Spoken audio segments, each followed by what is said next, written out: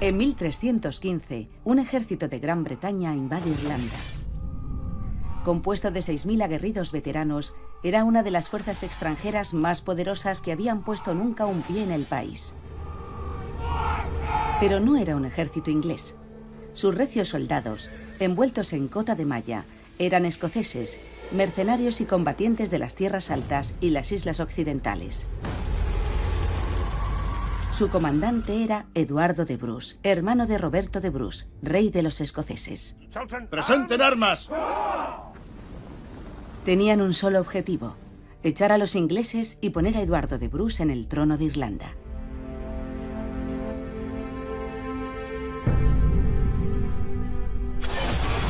Era un plan ambicioso. En más de un centenar de años, nadie había conseguido liberar a Irlanda del yugo inglés. Esta es la historia de dos naciones celtas, una herencia común y una guerra olvidada que pudo haber cambiado el curso de la historia.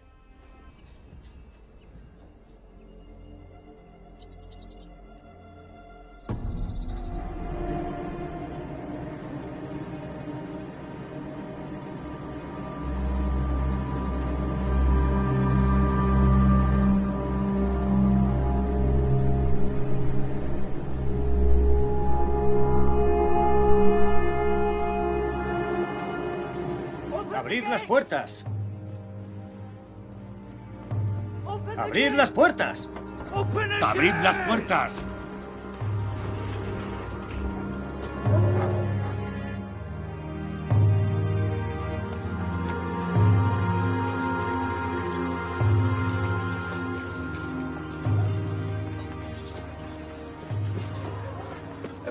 Un mensaje urgente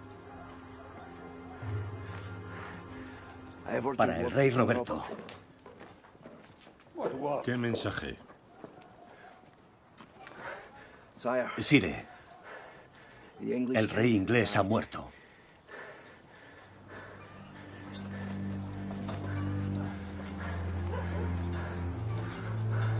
Contemplé a aquellos hermanos de ambición sin límite. No había deber inexcusable, juramento sagrado o promesa de obligado cumplimiento que se interpusiera en su meta de alcanzar la libertad para su país.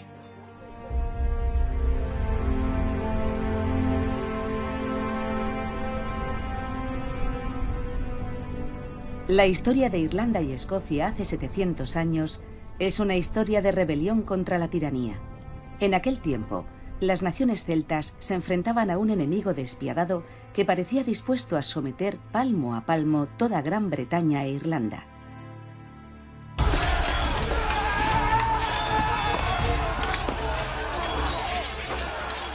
Cuando los normandos conquistaron Inglaterra en el año 1066, su llegada marcó una de las mayores transformaciones de la historia de Europa. Y su afán de poder y territorio iba a cambiar para siempre la política y la cultura de estas islas.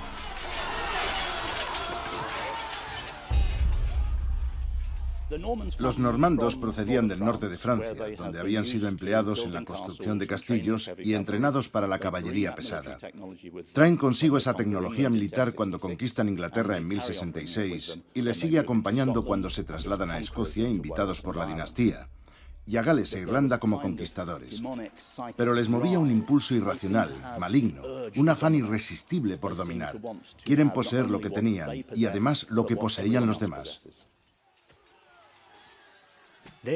Habían venido a conquistar, y para ellos Gales era tan vulnerable como Inglaterra y Escocia. Y por supuesto Irlanda siempre estaba ahí, en segundo plano, en su lista de asuntos pendientes. Poco más de 100 años después de la batalla de Hastings, en 1066, una fuerza invasora anglo-normanda desembarcó en Irlanda. Conquistaron la isla, establecieron una nueva base de poder y empezaron a ser conocidos como los anglo-irlandeses. La mayoría de los reyes irlandeses autóctonos no pudieron hacer otra cosa que someterse a estos poderosos recién llegados. Pero muchos recelaban de la nueva presencia en el país y nunca llegaron a aceptar al rey inglés como su monarca. A finales del siglo XII, y así se mantendría durante cientos de años, coexistían dos sociedades diferentes. Tenías la sociedad gaélica y la normanda, o como luego se llamaría, la anglo-irlandesa. Lo que me fascina de la Irlanda gaélica, la Irlanda medieval, es el hecho de que hubiera dos sociedades bien diferenciadas en muchos aspectos, tanto que uno podía viajar desde Dublín hasta, pongamos, O'Neill, en el Ulster, y era como pasar de un mundo a otro. Son esencialmente dos sociedades ajenas, algo que no ves en muchos países en la Edad Media. Lo peculiar de Irlanda en la Edad Media era que tenía una sociedad muy polarizada, cosa que no sucedía en Escocia. Tenías a los irlandeses autóctonos y también tenías a los ingleses de Irlanda, y eran dos naciones. Se consideraban mutuamente polos opuestos. Por lo que se refiere a los ingleses, tenían buenas razones para despreciar a los irlandeses. Al principio de la conquista, habían traído consigo a un cronista, Gerardo de Gales, que, al describir lo que había visto, calificaba de salvaje e incivilizada la conducta de la población autóctona. Los irlandeses son gente zafia. Subsisten con lo que producen sus reses únicamente y viven como bestias. Un pueblo que aún no ha superado las primitivas costumbres de la vida trashumante. Los escritos de Gerardo de Gales inauguran una larguísima tradición de rechazo hacia los irlandeses. Podríamos decir que en cierto modo los enajena, los convierte en algo que se puede combatir por lo que representa. Está justificado. No están dispuestos a renunciar a sus arcaicas costumbres. Entregados a la ociosidad y sumidos en la indolencia, su mayor afán es librarse del esfuerzo. Y su bien más preciado, el disfrute de la libertad. Este pueblo es verdaderamente bárbaro. De hecho, todas sus costumbres son bárbaras. En todo lo que requiera laboriosidad, son unos inútiles. Siempre es más agradable que te digan, viniendo de una potencia imperial colonizadora, que tú también eres superior. Pero al mismo tiempo hay abundantes testimonios de que, políticamente, a los ingleses les preocupaba la integración. Son célebres los estatutos de Kilkenny y otras leyes en donde los ingleses afirman: queremos a los irlandeses separados y queremos a los ingleses separados. Los ingleses no debían adoptar nombres irlandeses ni cortarse el pelo al estilo irlandés. La ley llegaba a regular cosas así y era una especie de ley de apartheid. Hacia finales del siglo XIII, matar a un inglés en Irlanda era un delito grave, mientras que matar a un irlandés no.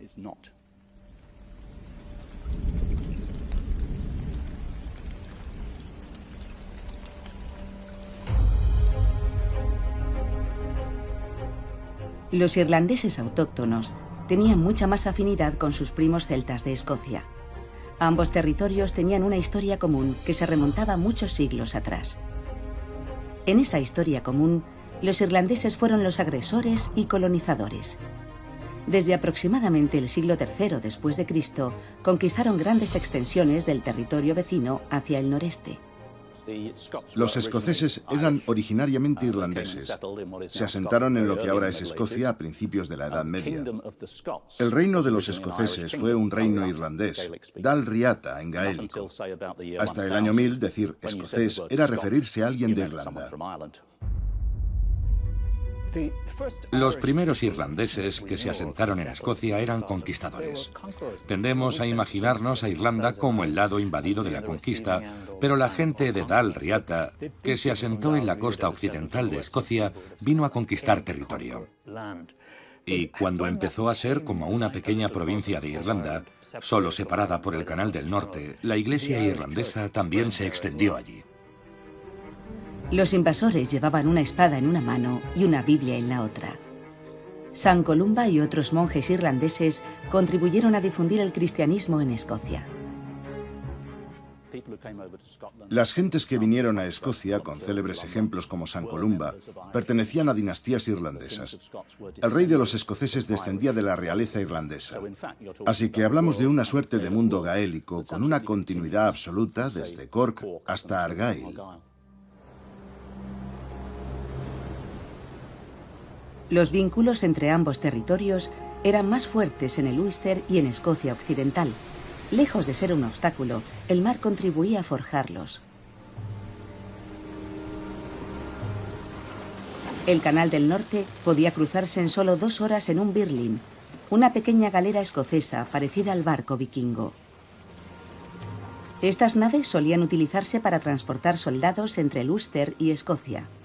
Pero había vínculos más estrechos, vínculos forjados en sangre y amistad. En Escocia predomina el espíritu gaélico y su herencia entronca con Irlanda. Se remonta a Irlanda. En la tradición escocesa, Irlanda era una especie de tierra prometida para ellos, el lugar de donde provenían. Consideraban que su principal influencia cultural era irlandesa. Es posible remitirse a la noción de una Escocia mayor y una Escocia menor, una idea que imperaba en la Baja Edad Media. La Gran Escocia era Irlanda, claro. Así se veía desde el punto de vista irlandés, mirando hacia los confines de Escocia. Hay otra cosa que establece un fuerte vínculo entre ambas naciones, y es la genealogía. Muchos de los clanes de las Tierras Altas, por ejemplo, enseguida te sitúan sus orígenes en Niel de los 9 rehenes y personajes así, y hasta Brian Boru si pueden. Esa conciencia o nexo es otra de las cosas que unen a los pueblos establecidos a ambos lados del canal. En el punto de mayor proximidad, 20 kilómetros escasos separan Escocia de Irlanda. Un ejercicio que hago con mis alumnos es girar el mapa de las Islas Británicas y señalar Tenbury y decirles: ahí tenéis el núcleo del señorío de Bruce. Así se ve Irlanda y las islas occidentales, la costa escocesa y la parte noroccidental de la costa inglesa desde otra perspectiva. Entre un tribunal real de Irlanda y un tribunal real de Escocia a principios de la Edad Media, nadie habría notado la diferencia. El idioma era el mismo, la cultura la misma, las historias que se contaran y en algunos casos las familias serían las mismas. A la hora de enfrentarse a los anglonormandos, los escoceses tenían una gran ventaja respecto a los irlandeses. Los irlandeses no tenían un rey supremo indiscutible. Escocia, en cambio, estaba gobernada decisivamente por un solo monarca. David I de Escocia, que no quiso ver cómo conquistaban su territorio, invitó a entrar a los anglonormandos. Permitió que algunos lores normandos se asentaran en el país y se apoyó en ellos para salvaguardar su autoridad. El más importante de estos lores recibía su nombre de una pequeña localidad cercana a Cherburgo, de donde procedía su familia, Briggs o Bruce. El más famoso de todos los reyes escoceses nació de su linaje. Se llamaba Roberto de Bruce y su ascendencia no era solo normanda. El matrimonio de su padre con la condesa de Carrick había inyectado sangre celta en el linaje de los Bruce. Su madre era condesa de Carrick por derecho propio. Cuenta la historia que cuando conoció al padre de Roberto, señor de Annandale, se enamoró locamente de él. Supuestamente lo secuestró, y esto sí que es una novedad en la historia. Lo secuestró y se lo llevó al castillo de Tenbury. Después de 3 días encerrados, anunciaron que iban a casarse. Roberto de Bruce fue el fruto de lo que allí pasó. Carrick formaba parte de Galloway, era la parte norte de Galloway, y era indudablemente de habla gaélica, incluso mucho después del reinado de Roberto de Bruce.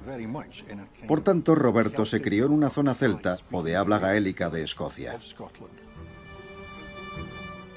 Puede decirse que eso es lo que convierte a Roberto y Eduardo de Bruce y a los hermanos en verdaderos híbridos, por así decirlo, en genuinos hijos de muchos reinos.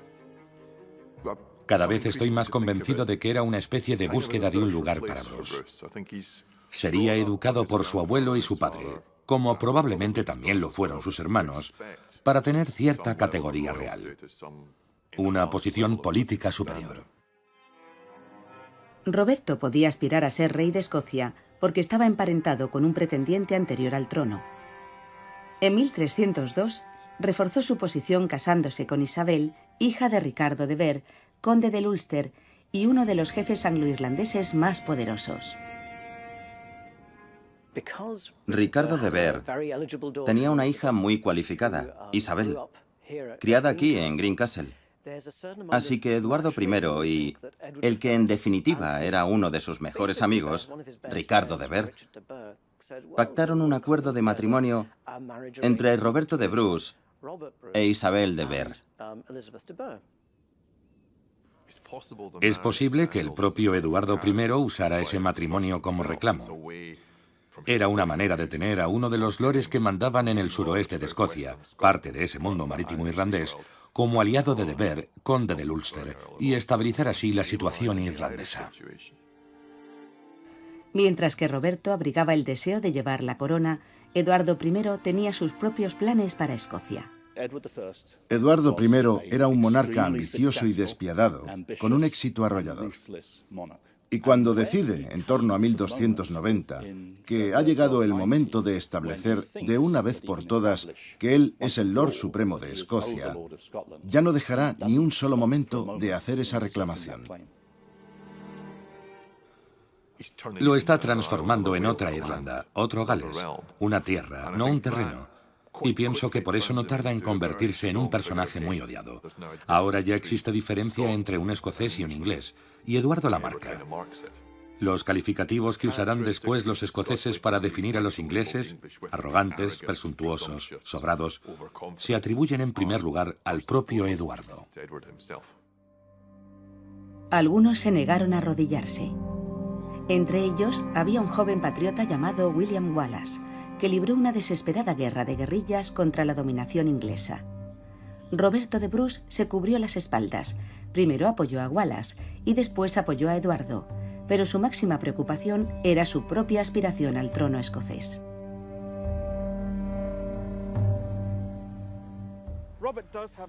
Roberto tiene fama de tener una esquizofrenia leve, aliándose tan pronto con Eduardo y los ingleses como al día siguiente con los escoceses. Pienso que para comprender bien esa duplicidad hay que analizar realmente a Roberto de Bruce en su contexto. Prueba la solución política, la solución diplomática, acercarse durante un tiempo a los escoceses liderados por Wallace para luego abandonarlos y volver a la jurisdicción de Eduardo I como una apuesta más segura. Después de todo, Eduardo I es el mandamás prácticamente de toda Europa occidental. Ahí es donde está el poder y donde uno puede promover los intereses de su pueblo. Es un pragmático. Tomará el camino que haga falta tomar para llegar hasta donde se ha propuesto. Y si un día eso requería tener que rendirse a los ingleses y combatir en sus filas, lo hacía. Si quería ser rey de Escocia, Roberto tenía que negociar con su principal contrincante, John Comyn. Y en 1307, cuando ambos se reunieron en la abadía de Greyfriars en Dumfries, sucedió algo que marcaría para siempre el destino de Escocia. Cabalgó hasta allí y se encontró con Sir John Comyn en la abadía de Greyfriars, en el altar mayor. Con gesto de burla le mostró el documento, y entonces allí mismo con un cuchillo le arrebató la vida. Una gran desventura cayó sobre él por aquello.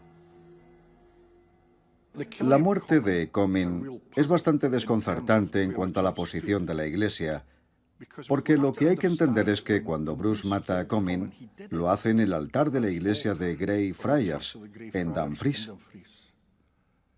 Y cuando uno mata a alguien de esa manera en el altar, queda automáticamente excomulgado.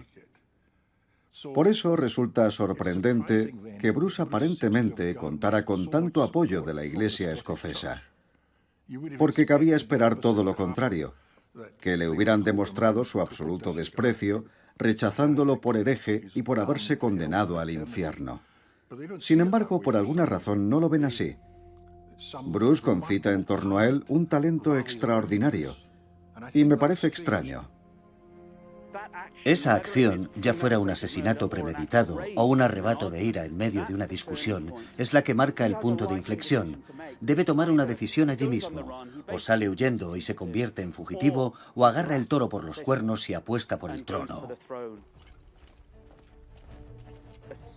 Llegamos al punto en donde Comyn es asesinado y el camino se extiende en línea recta. Y ese camino es el enfrentamiento entre Bruce y el rey de Inglaterra.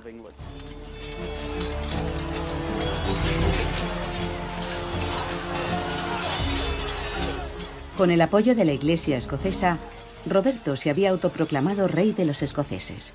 Pero Eduardo I no tardó en actuar para aplastar al rey advenedizo. Capturó a varios miembros de la familia de Bruce y los hizo matar o encarcelar. La esposa de Roberto, Isabel de Vere, fue tomada cautiva. Ahora, Roberto era un hombre acosado. Junto a sus seguidores, que habían quedado reducidos a un puñado de hombres, huyó a las islas occidentales de Escocia.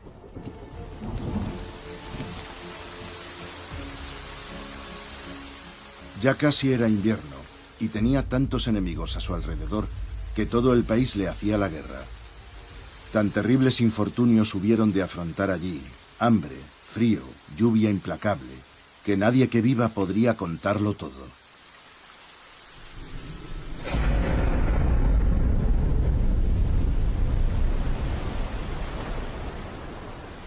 Roberto de Bruce se encontró en Mile of Kintyre, en el mismo límite de Escocia. Desde allí podía ver la costa del Ulster. Ahí se le ocurrió, y no sería la última vez, que los irlandeses podían ayudar en la guerra contra Inglaterra. La clave para comprenderlo a él y el éxito que finalmente tuvo, y para entender lo que se estaba urdiendo en Irlanda, en parte está en sus orígenes, en el mundo gaélico. Desde Kintyre, Bruce realizó una breve travesía hasta la isla de Rathlin, frente a la costa de Antrim. Se supone que se ocultó aquí con sus seguidores, en una húmeda cueva a la que solo se accedía en embarcación. Desde ahí, al parecer, planeó recuperar el trono con la ayuda de aliados irlandeses. De hecho, sus dos hermanos menores, Tomás y Alejandro, habían desembarcado en Escocia con un ejército irlandés que habían reunido. Pero su misión fracasó y fueron capturados y ejecutados por Eduardo I. Tendría que pasar un decenio para que Roberto consiguiera forjar su alianza con los irlandeses. ¡Abrid las puertas! ¡Abrid las puertas! ¡Abrid las puertas! ¡Abrid las puertas!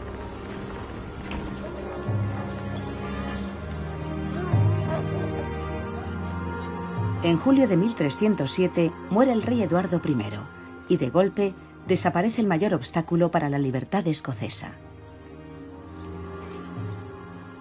Poco antes de morir, Eduardo manda ejecutar a dos frailes ingleses por afirmar que Roberto de Bruce es el sujeto de las profecías de Merlín. Eso significaría que Roberto de Bruce es un segundo rey Arturo, que su destino es unir Gales, Irlanda y Escocia contra Inglaterra y expulsar al odiado dragón inglés hacia el Mar del Norte, de donde había venido. El rey Eduardo I pasará a la posteridad como el enemigo más despiadado y vengativo al que jamás se enfrentó Escocia. En su tumba, en la abadía de Westminster, se grabaron las palabras latinas Malleus Scotorum, martillo de los escoceses. Su hijo, quien le sucedió con el nombre de Eduardo II, resultaría ser un adversario mucho menos temible.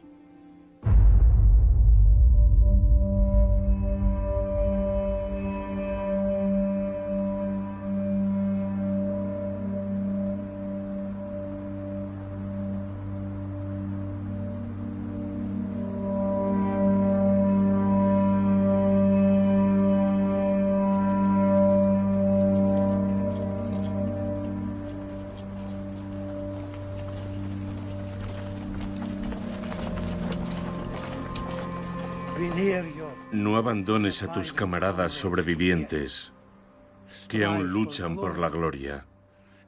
Inspíranos para emular tus acciones y que nuestros esfuerzos den gloriosos resultados.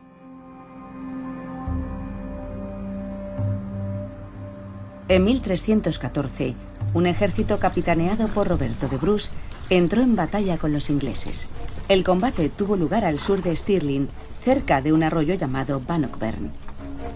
Durante cientos de años ha habido desacuerdo en cuanto al emplazamiento exacto de la batalla. En 2013, el arqueólogo e historiador militar Tony Pollard se dedicó a buscar durante un año el lugar donde se libró la batalla más importante de la historia de Escocia y lo encontró. Fue el enfrentamiento decisivo en aquella larga y cruel guerra entre Escocia e Inglaterra, y un caso parecido al de David y Goliat. Los escoceses se enfrentaban al doble de hombres.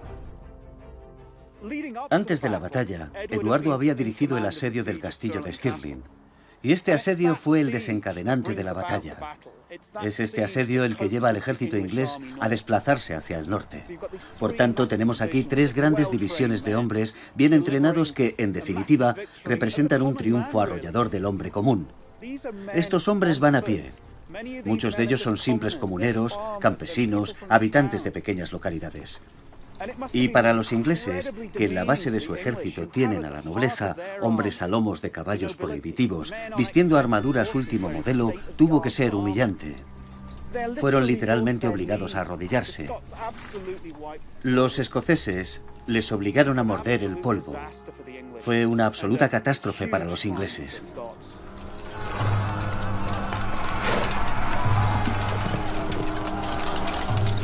Bannockburn pasaría a la historia como la mayor victoria de Escocia sobre Inglaterra. Con paso lento pero seguro, Roberto de Bruce conducía a los invasores por el camino de vuelta a su tierra natal.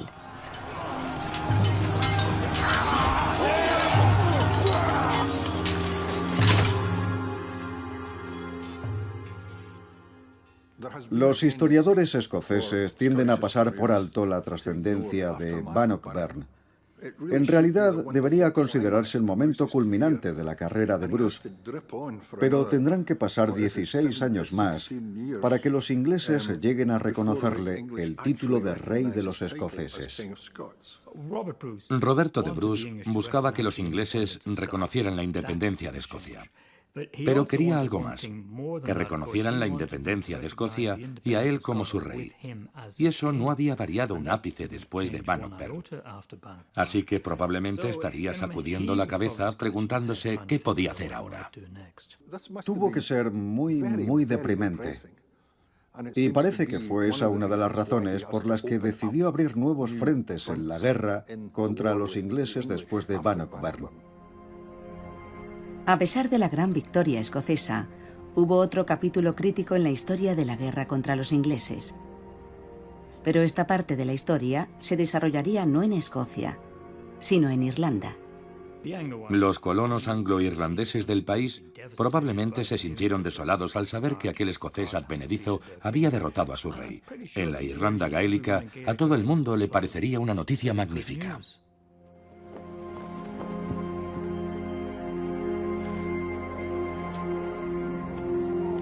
En abril de 1315, Roberto de Bruce convocó un consejo de Estado en Ayr, en el suroeste de Escocia, para decidir sobre la futura campaña. Siempre se ha pensado que fue allí desde donde Roberto de Bruce envió su célebre carta a los irlandeses. El rey envía saludos a todos los reyes de Irlanda, a los prelados y al clero, y a los habitantes de toda Irlanda, sus amigos, considerando que nosotros y vosotros, nuestro pueblo y vuestro pueblo, libres desde tiempo inmemorial, compartimos los mismos antepasados y nos vemos impelidos por un idioma y unas costumbres comunes a unirnos con mayor afán y gozo en la amistad. No fue descubierta hasta la década de 1950.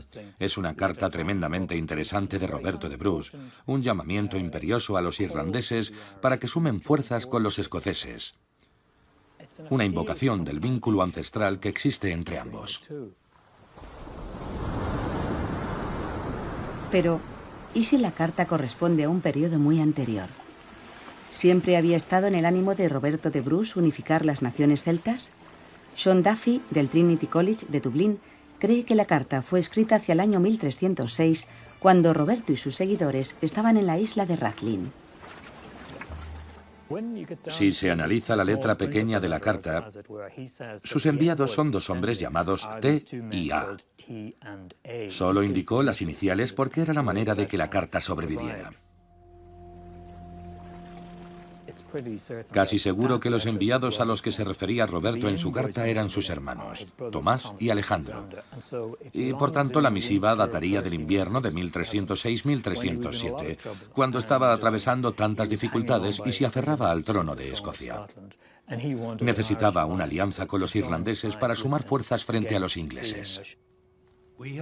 Hemos enviado a nuestro bien amado compatriota, el portador de esta carta, para que negocie con vos en nuestro nombre sobre el fortalecimiento permanente y la preservación de la inviolabilidad de la especial amistad que nos une,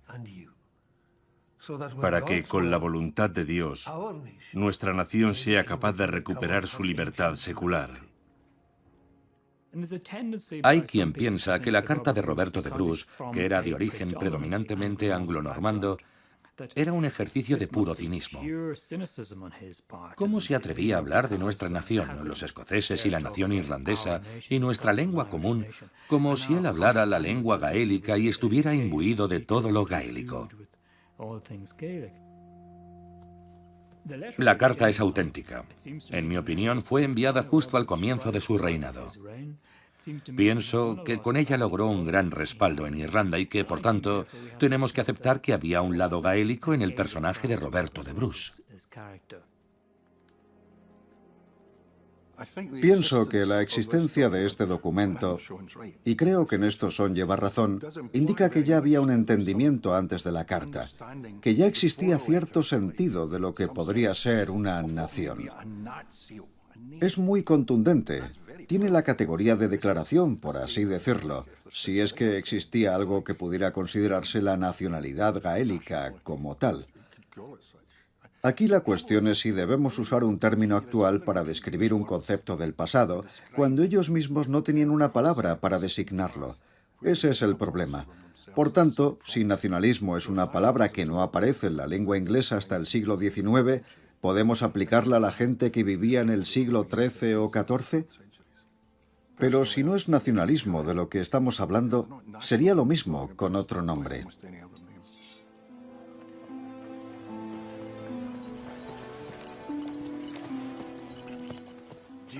Durante un largo invierno en la isla de Rathlin, soñé que ayudaría a los hijos e hijas de nuestro reino hermano en su lucha contra nuestro enemigo común, los ingleses, y que al hacerlo reuniría al pueblo celta, Escocia con Roberto de Bruce e Irlanda con Eduardo. ¿No fuimos colonizados por los irlandeses? ¿No estamos ligados por la sangre, la familia y el idioma? ¿No fuimos cristianizados por la misma Iglesia? Los preparativos están. Irlanda y nosotros seremos uno. Después de Bannockburn, siente que hay que llevar la antorcha de la paz al enemigo. Era el arma principal de Bruce para conseguir que los reyes ingleses reconocieran la legitimidad de su reinado. La idea era, igual que estamos abriendo un frente en el norte de Inglaterra, abramos otro en Irlanda.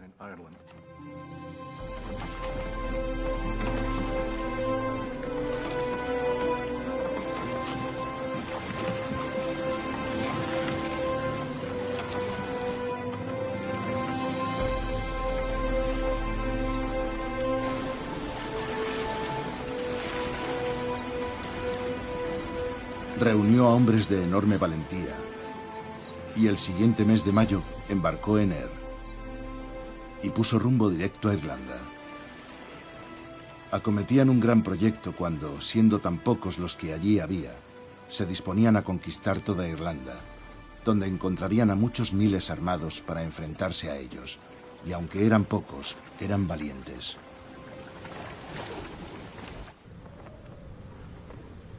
El arqueólogo experto en campos de batalla Tony Pollard nació en Inglaterra.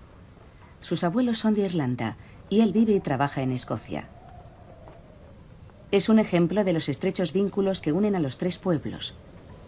Y siente fascinación por los extraordinarios acontecimientos que unieron sus destinos en un sangriento conflicto hace 700 años. Hoy en día, el de Larne es el puerto más importante entre Irlanda y Escocia en el lado irlandés.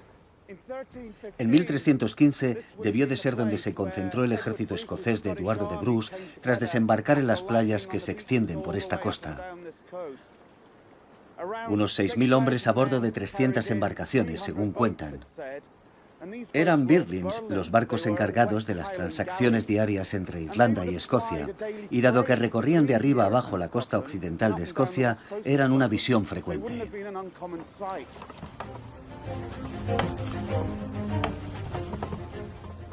La visión desde esas colinas que tenemos detrás, de 300 juntas viniendo hacia la costa, debió ser sobrecogedora.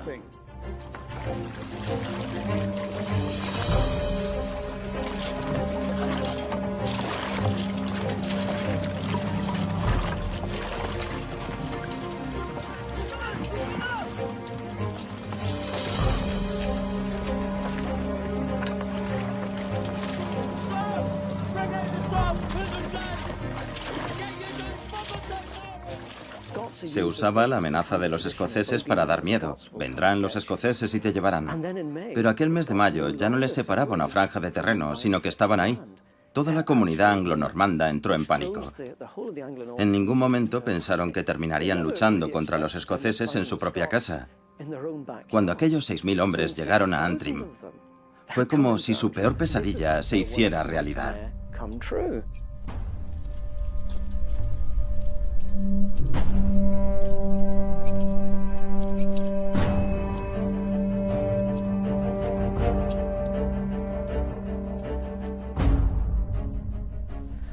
Mire, ¿ve lo que hay allí? ¿Eso? Qué cerca, ¿no? Es Elscreg. Sí. Entonces eso es Escocia. Escocia.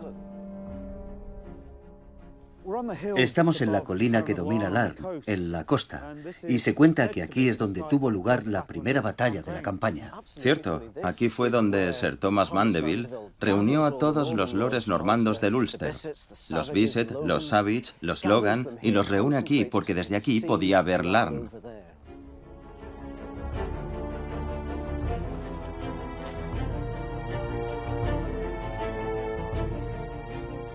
Es un ejército victorioso. Bruce consigue 5 o 6.000 hombres, los que machacaron al ejército de Eduardo II en Bannockburn, y fue un auténtico día D. Sí, el día D. Si Mandeville conseguía parar a Bruce aquí, la campaña habría terminado. Sí, le habría echado a patadas al mar.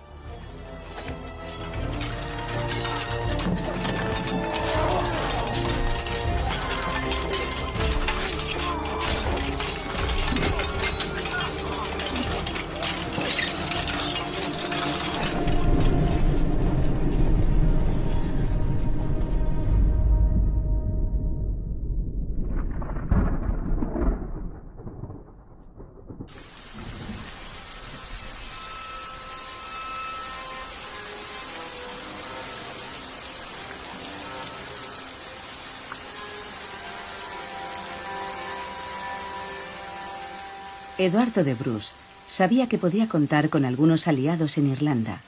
El primero y principal se llamaba Donald O'Neill, rey de Tirón, quien se había comprometido a apoyar a los escoceses. Roberto había hecho útiles preparativos, pero no conseguiríamos el éxito en Irlanda sin la ayuda de las familias irlandesas, cuya actitud hacia él era el eje en torno al cual giraban sus planes. Donald O'Neill descendía de los antiguos reyes de Irlanda. No le cabía la menor duda sobre su linaje real y el lugar que él mismo ocupaba en la cúspide de la pirámide de poder en la Irlanda gaélica. El problema era que otros muchos irlandeses rechazaban sus pretensiones de convertirse en rey supremo. Si uno era descendiente de Brian Boru, no tenía que estar necesariamente convencido de que eran los antepasados de O'Neill quienes tenían el monopolio del sumo reinado. Él era realista y reconocía que posiblemente convenía más a sus intereses que todos se unieran en torno a otra figura. Seguramente, como todos los políticos y como todos los hombres con poder, le movía el beneficio que podía obtener.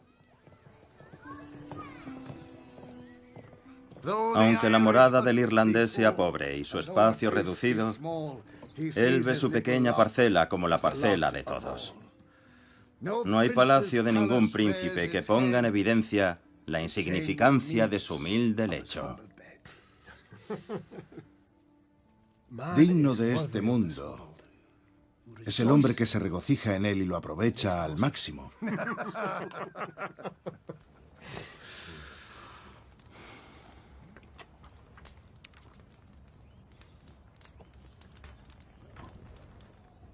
El rey inglés y los lores ingleses, nacidos en Irlanda, han infligido sin piedad crueles heridas en nosotros y nuestros antepasados. Nos han obligado a vivir en montañas, bosques, pantanos y otros sitios inhóspitos como animales salvajes. No solo la población laica, sino también parte del clero, afirman que ya no es pecado matar a un irlandés, como no lo es matar a un perro u otra criatura inferior. Estamos obligados a declararles una guerra letal. Si vierais la ocasión de recibir asistencia para repeler a un invasor o atacar a un enemigo, llamad a Escocia. Vuestra hospitalidad le ha enseñado a ser agradecida. Y en su corazón, vuestra amabilidad ha dejado una profunda impresión.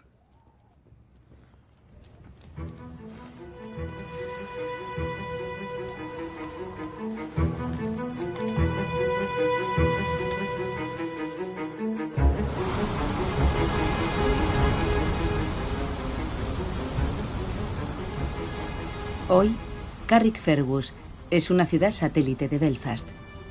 Pero en el siglo XIV, Belfast no era más que un modesto pueblo y Carrickfergus la localidad más importante del Ulster, un puesto estratégico de gran relevancia militar. Era de vital importancia que Eduardo de Bruce lo tomara e impidiera que los ingleses desembarcaran allí su ejército. Castillos como el de Carrickfergus eran la base del poder de los anglonormandos o los anglo-irlandeses. Eran los que habían llegado y habían conquistado la Irlanda gaélica. Esa era la gente a la que Bruce pretendía poner a prueba en su invasión. Por tanto, para Eduardo de Bruce, este castillo es un objetivo muy importante. Tiene que tomar Carrickfergus. Si consigue tomar Carrickfergus, eso significa que Roberto en sus guerras contra los ingleses en el norte tendría el campo abierto.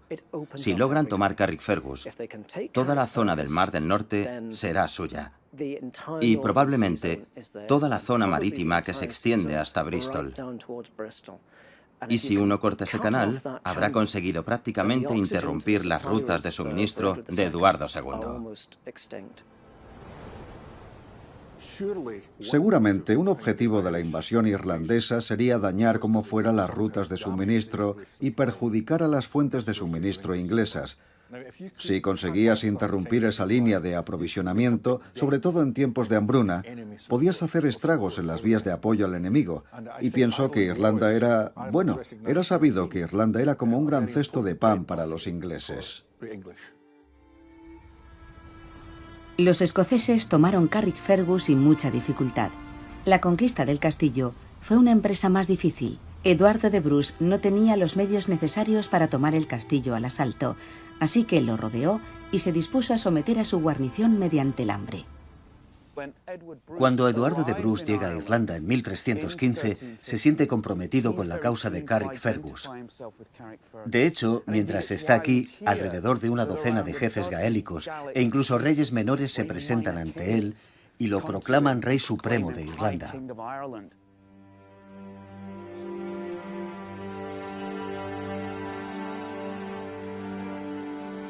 Entonces todos los reyes de los irlandeses acudieron a Ser Eduardo y le rindieron pleitesía.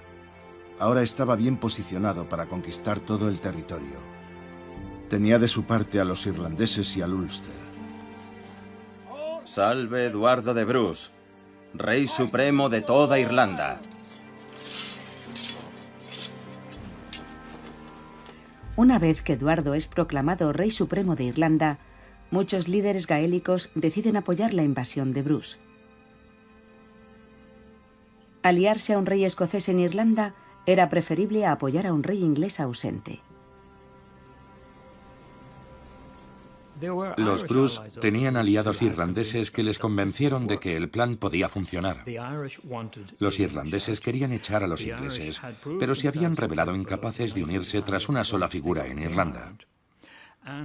Por tanto, lo mejor era conseguir a alguien de fuera de Irlanda capaz de aglutinarlos. Es una parte muy interesante de la historia de Irlanda y Escocia. Existen vínculos culturales, de eso no cabe duda, pero en realidad hay un salto político considerable entre ambas.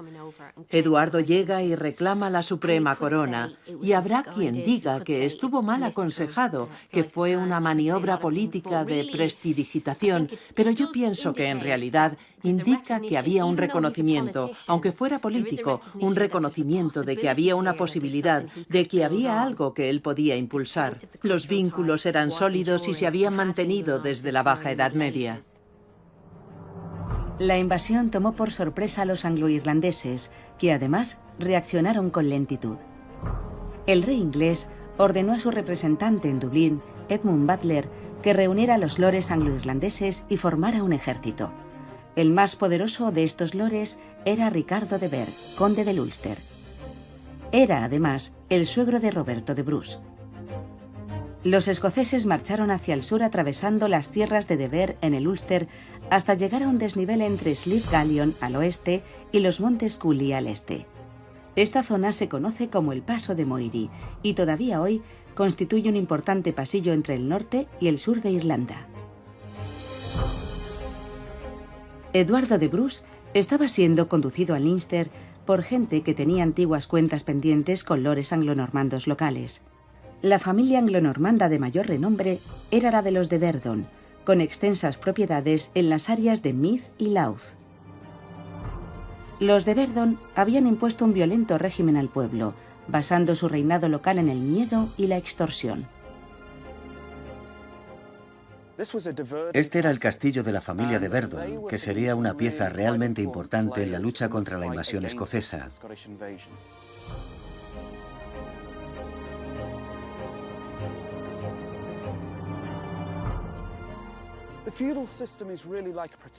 El sistema feudal es en realidad como una trama de extorsión, de cobro por protección. Si eres campesino arrendatario de una tierra, o pagas impuestos o prestas servicios a tu señor, a cambio tu señor te protegerá. Y esa es la finalidad de este castillo. Simboliza ese poder y esa capacidad de ofrecer protección. Pero en realidad no funciona.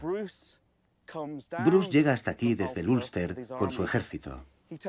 Echa un vistazo y piensa con toda sensatez. Ya estamos limitados con un asedio en Carrickfergus. Este lugar parece inexpugnable, así que será mejor rodearlo. Y lo dejaron sin más. Pero como hay más de una forma de despellejar un gato, deciden incendiar la localidad cercana de Dundalk. Y con ello, demostrar a la población local que sus dueños y señores ya no tienen capacidad para protegerlos. Consiguen el mismo resultado que tomando el castillo, pero por el camino fácil.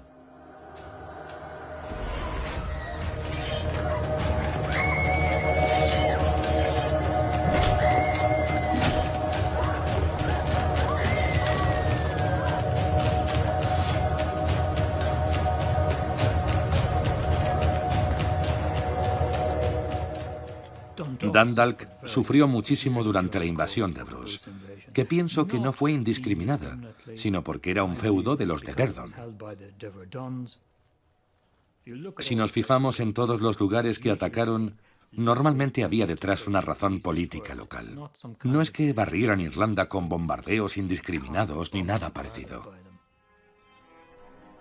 A menos que el rey de Inglaterra vuelva a invadir Escocia, los escoceses intentarán conquistar Irlanda este invierno, y los irlandeses de Irlanda le ayudarán. Lo he perdido todo luchando contra Eduardo de Bruce. Mis tierras, mis caballos, mi armadura, mis rentas y mis ingresos.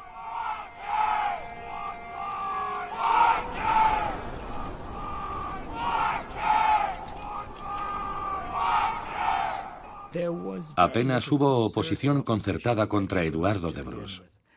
Pero además, cuando terminó su primer verano en Irlanda, el gobierno estaba empezando a despegar y comprendió que debía formar un ejército y marchar tras él, y tratar de hacerle frente en el campo.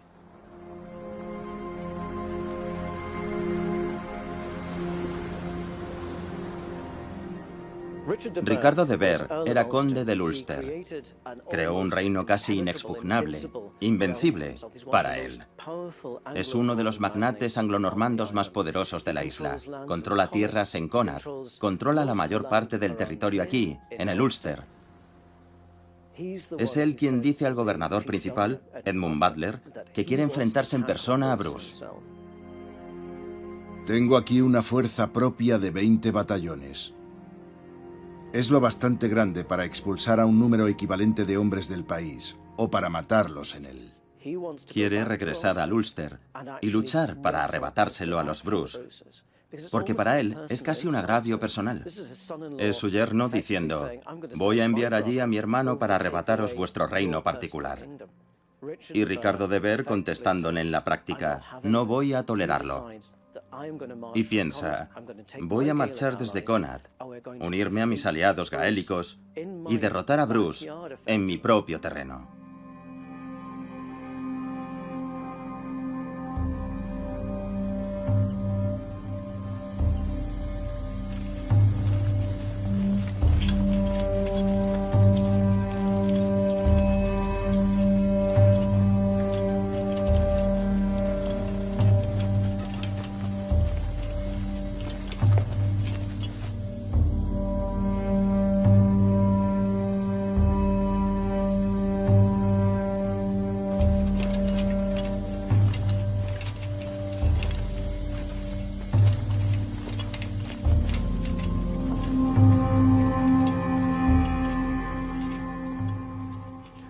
Viendo este lugar, ¿no cree que es como si esta parte fuera más prehistórica? Mire ahí. Hay un muro de piedra. Lo sé, es de lo más interesante. Mire qué grandes son los sillares. Sí, pero se está derrumbando. Lo sé. Esto se conoce como el antiguo fuerte, y en Conoroy como la trinchera. Pero es una mota, ¿no? De algún tipo. Así es. ¿Por qué está aquí? ¿Qué función cumplía? Bueno, Conor era un centro eclesiástico anglonormando muy importante. Pensamos que pudo haber sido fortificado para que cuando de Vere fuera en persecución del ejército de Bruce, se encontrara de repente sin provisiones. Venía de Antrim hasta aquí porque había reservas de todo lo que necesitaban. Bien, él viene aquí a defenderlo y toma los depósitos. Bruce está ahí fuera, vigilándole.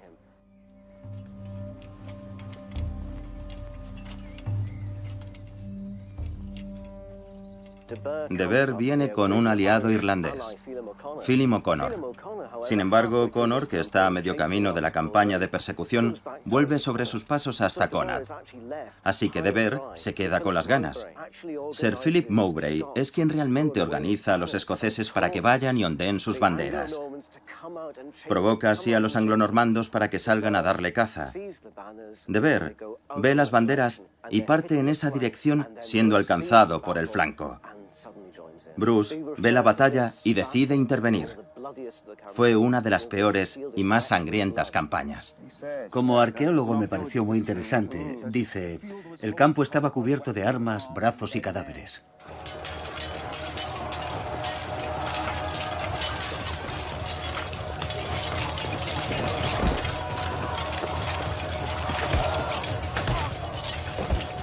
campo se empapó de sangre enseguida. Lucharon con ferocidad, un bando contra el otro.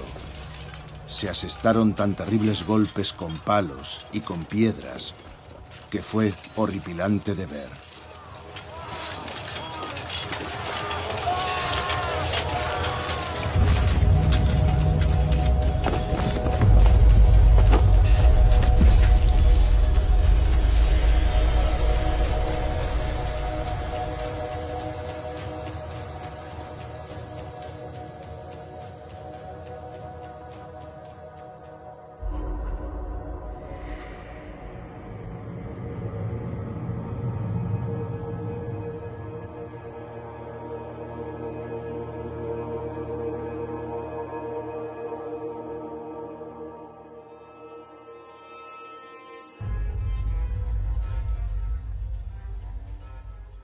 De Ver es el lord más poderoso de Irlanda.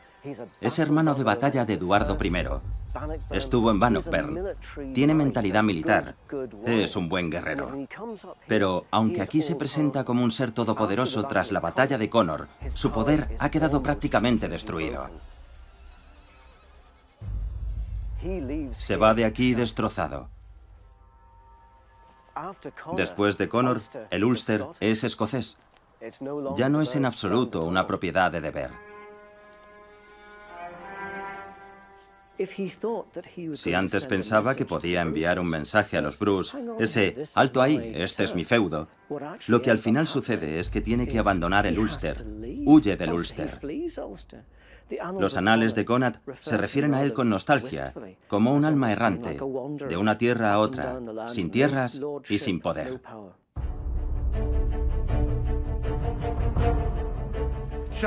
¿Preparados? ¡Presenten armas! ¡En posición!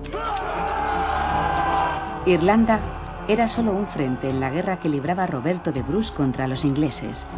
Había arrasado territorios en el norte de Inglaterra y dirigido personalmente el ejército que puso sitio a la localidad inglesa fronteriza de Carlisle. Nadie podía negar que los hermanos Bruce estaban causando graves problemas a los ingleses, dentro y fuera de casa. Cuantos más sean, mayor honor será el nuestro. Si procedemos como hombres. Aquí nos encontramos en peligro para alcanzar honor o muerte. Estamos demasiado lejos de casa para huir. Que cada uno se haga fuerte el ánimo para seguir. Esos hombres han sido reclutados en esta tierra y estoy seguro de que huirán si se ven atacados con coraje.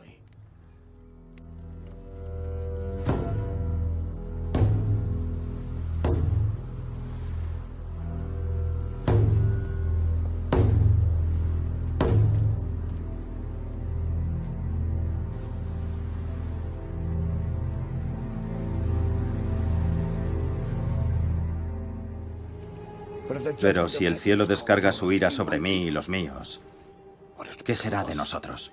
Temo que habrán de enfrentarse a la ira de dos reyes para convencerles de su lealtad. Prepárate para la guerra. La traición acecha sin pudor en Irlanda, también en medio de la nobleza.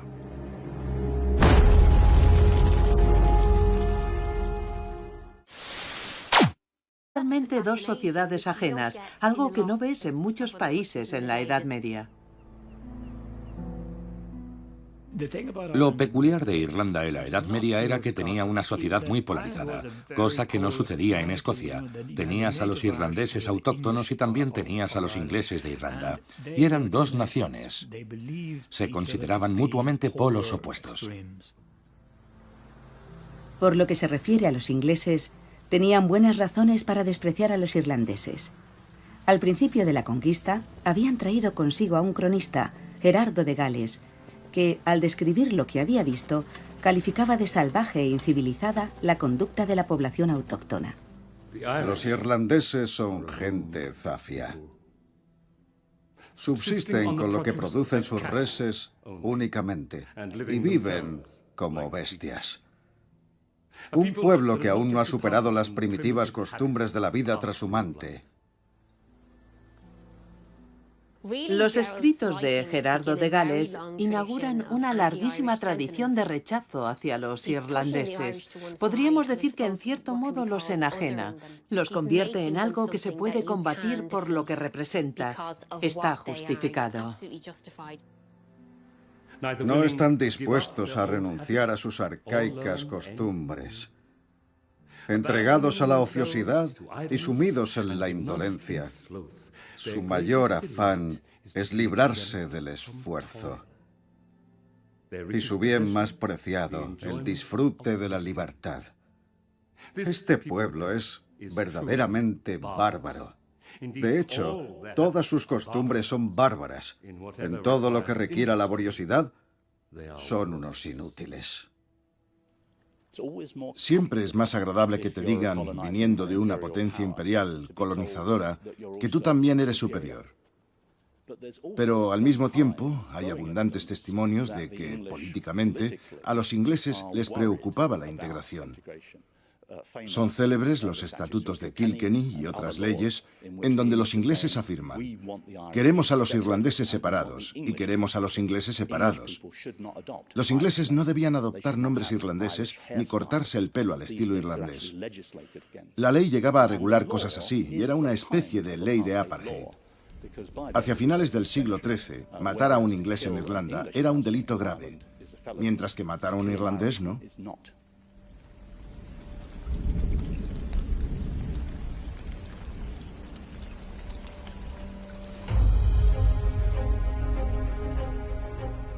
Los irlandeses autóctonos tenían mucha más afinidad con sus primos celtas de Escocia. Ambos territorios tenían una historia común que se remontaba muchos siglos atrás.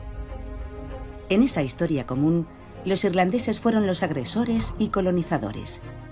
Desde aproximadamente el siglo III después de Cristo, conquistaron grandes extensiones del territorio vecino hacia el noreste. Los escoceses eran originariamente irlandeses. Se asentaron en lo que ahora es Escocia a principios de la Edad Media. El reino de los escoceses fue un reino irlandés, Dal Riata en gaélico. Hasta el año 1000, decir escocés era referirse a alguien de Irlanda. Los primeros irlandeses que se asentaron en Escocia eran conquistadores. Tendemos a imaginarnos a Irlanda como el lado invasor. Los normandos procedían del norte de Francia, donde habían sido empleados en la construcción de castillos y entrenados para la caballería pesada.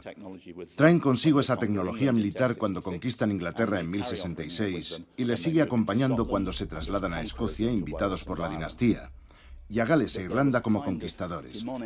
Pero les movía un impulso irracional, maligno, un afán irresistible por dominar. Quieren poseer lo que tenían y además lo que poseían los demás. Habían venido a conquistar, y para ellos Gales era tan vulnerable como Inglaterra y Escocia. Y por supuesto Irlanda siempre estaba ahí, en segundo plano, en su lista de asuntos pendientes. Poco más de 100 años después de la batalla de Hastings, en 1066, una fuerza invasora anglo-normanda desembarcó en Irlanda.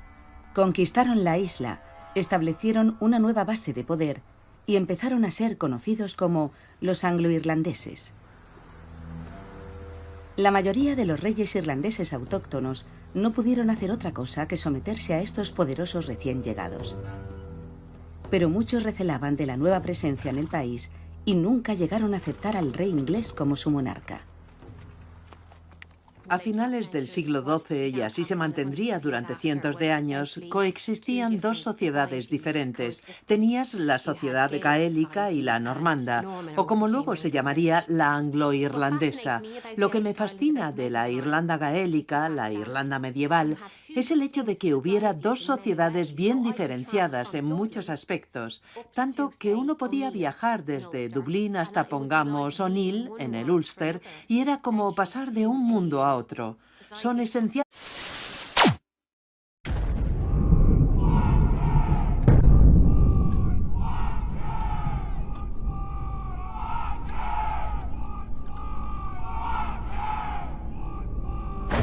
En 1315, un ejército de Gran Bretaña invade Irlanda. compuesto de 6.000 aguerridos veteranos, era una de las fuerzas extranjeras más poderosas que habían puesto nunca un pie en el país. Pero no era un ejército inglés. Sus recios soldados, envueltos en cota de malla, eran escoceses, mercenarios y combatientes de las tierras altas y las islas occidentales. Su comandante era Eduardo de Bruce, hermano de Roberto de Bruce, rey de los escoceses. ¡Presenten armas! Tenían un solo objetivo: echar a los ingleses y poner a Eduardo de Bruce en el trono de Irlanda.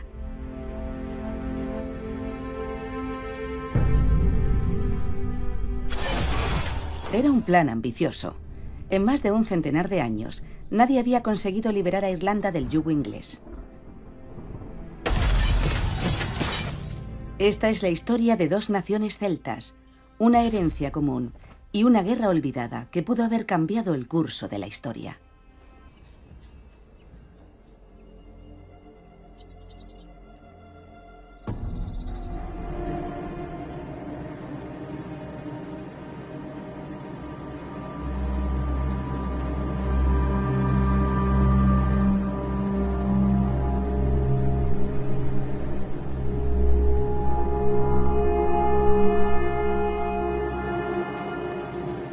¡Abrid las puertas! ¡Abrid las puertas! ¡Abrid las puertas!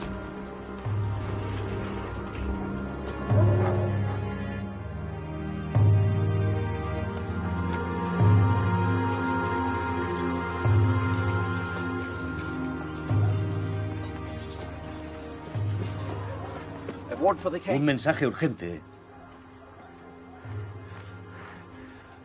para el rey Roberto. ¿Qué mensaje? Sire, el rey inglés ha muerto.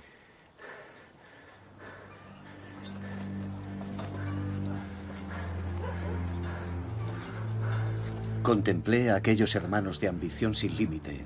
No había deber inexcusable, juramento sagrado o promesa de obligado cumplimiento que se interpusiera en su meta de alcanzar la libertad para su país.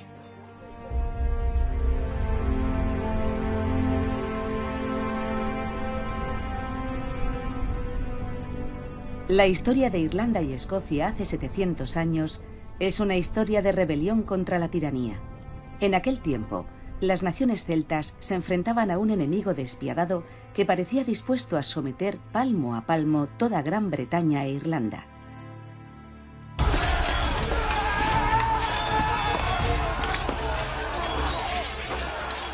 Cuando los normandos conquistaron Inglaterra en el año 1066, su llegada marcó una de las mayores transformaciones de la historia de Europa.